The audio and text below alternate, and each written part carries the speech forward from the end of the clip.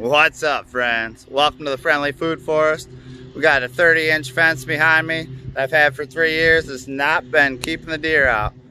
Our trees have been getting trimmed down and down and down every year to the point where you can hardly tell some of them are growing or some of them actually been killed. So this is going to be how to change a 30-inch fence into one that's over 6 foot tall. Hopefully we'll keep them deer out. And if you're liking that, if you're liking these tips as we go, smash that like, subscribe, and share this one around. Can't do it any cheaper, so check it out. There's a look at most of the tools for the job. We got to be able to free the fence from the plastic strips that are holding it in place right now. So we do got some little tools in there. Got to be able to clear wood chips where they're around the pole. Dig the hole. Gloves are important to protect the hands. We're going to use that level. Make sure our board's nice and level as it goes in. And the only thing we're missing there is a permanent marker, screws, and a drill that we use to mark our holes. But we'll talk about that as the progress continues. And for finishing off the top, we'll have the twine for baling hay. Very affordable way to do it. Or you could use fishing line. We'll mark our spots a little later on with the Sharpie and put some screws in at an angle and attach that twine. And the first little step in converting our short fence into a taller fence and keep things like deer out is going to be clipping off any supports that are holding it on. So in this case we use some plastic. And also the metal will wrap around the pole because this is where the fence started. So we went ahead and wrapped that around a bit. So I'm going to go ahead and get that freed up and we'll keep it moving.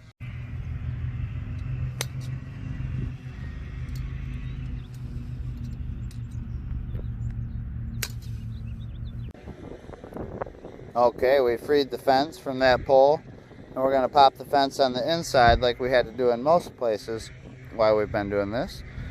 We're right on the end here, so it does relieve the tension, but most of the time there's going to be a tension, so the fence is going to be popped to the inside. So as you get your pole in, make sure you pull that fence out around the pole before you put the pole in and fasten it to your fence.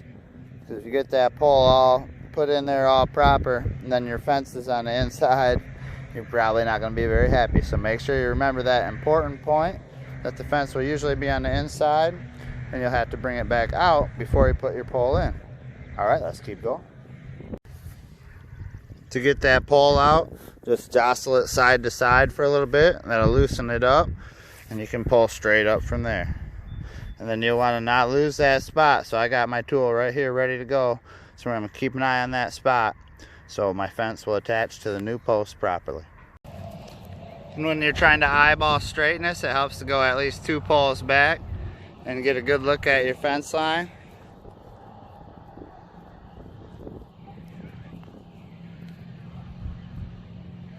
It really does look quite straight on the first try.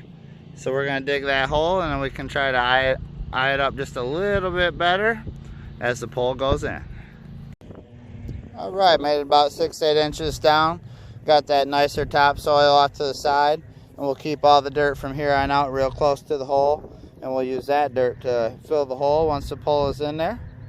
And we'll keep our nice topsoil off to the side and mix that into the garden as we go.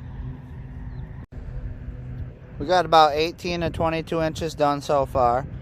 One thing I like to do is leave that tape measure locked in place just in case I get into the water table or any dirt at all. And then I can clean it off real good before I'm done so I don't ruin my tape measure while I'm doing this. But we're looking for 22 inches and we got a couple more to go. And we'll be moving on to our next step, getting that pole in the ground. And don't forget, pull that fence back around before you do. 22 inches it is. All the way around, looking good. Let's put the pole in the ground and grab our level. Don't forget to pull that fence out. Alright, I stepped 2 poles back just to get a little look at it before I finish it off. I think it's looking pretty straight, so we're going to go ahead and sink it. Okay, I got that going relatively level. Got the soil backfilled all but 6-8 inches from the top there.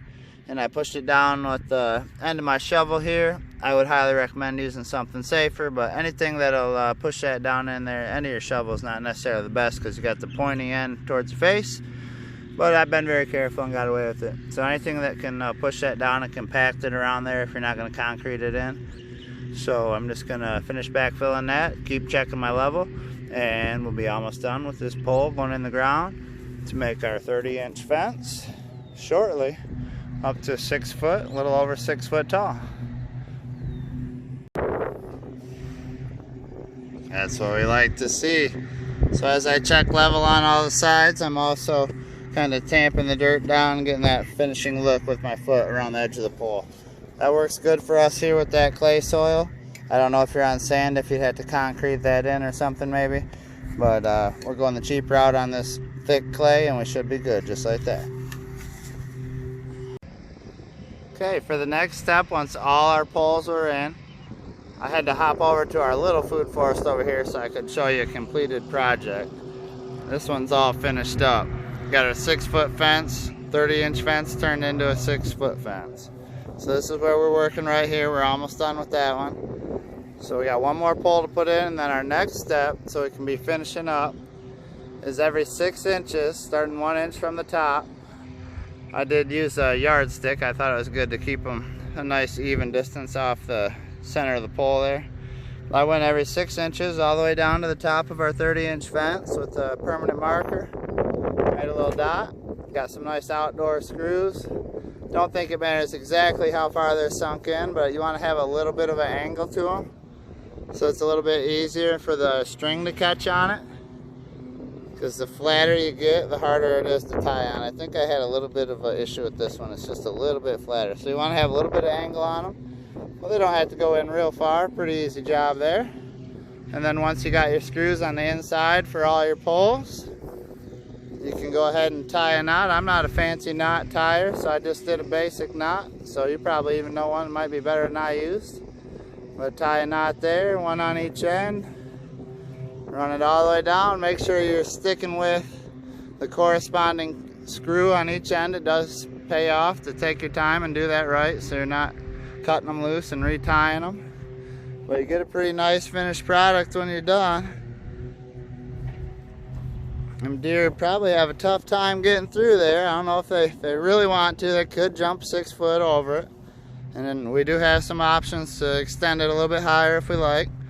But for right now, we're very happy that the food forests are getting finished off and the 30-inch fence is turned into 6 foot plus.